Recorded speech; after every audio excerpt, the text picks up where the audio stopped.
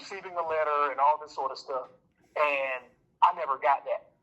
And so that's why I'm just like, you know what? Y'all don't need to call me. Y'all don't need to tell me anything. Send it through the mail. And so that's why I was just. When you go on their website, do it say you can email them? Do it say email us? I don't know, but I sure will look. I will look. I'll look to see, because I know that I'm getting ready to do this, and I want to be able to verify that I, got all the information. So I'll look online. Yeah, because listen, the importance here is you get and stay up on your information. Nothing else. Right. All that old personal interaction, that is not going to hold up nowhere from the perspective of you being insufficient in responding or whatever. That's not going to mean nothing. Right. If I got to call them and listen to elevator music for an hour, I know the importance of not understanding. I know the importance of missing a court date. I know the importance of that. Yes. I don't see none of this other stuff as an issue. I don't care how I'm calling them up. Maybe you was asking them the wrong thing last time. You just calling to see if there's anything on your docket. That's it. Okay, all right. Let me ask you this. If they do ask for a telephone number when I call this time, what's my response? Give them a telephone number. It don't have to be yours. Okay. I got to prepare for that then. I got to make certain I have a phone number to give them. All right, let me ask you this. What about Social Security numbers and all that sort of stuff?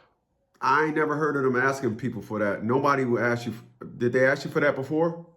No, but when I got into court this past, when I went this last time, the judge was asking for Social Security numbers and stuff like that. So I know that we're not there right now. We just trying to get information on your case. We're not. Okay. You're going beyond this.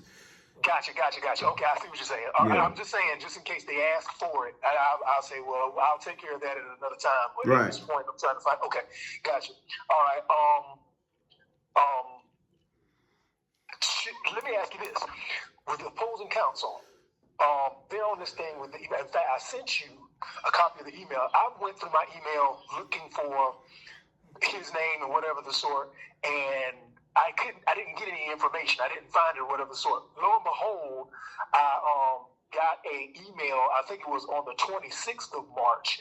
It looks like what it was the finalization or him putting up the order that... Hold on a second. Hold on. Okay, I'm back. My alarm said the door just opened, and so I had to go check that out. I understand. Okay. Is it okay to just send, I guess, what I'll try to do is email and send a letter to opposing counsel saying to not respond to me through email anymore, to actually send me letters? Well, what happens is, so once you do that, the next motion we'll file is just we'll say the email on file is no longer available. We did that hundreds of times.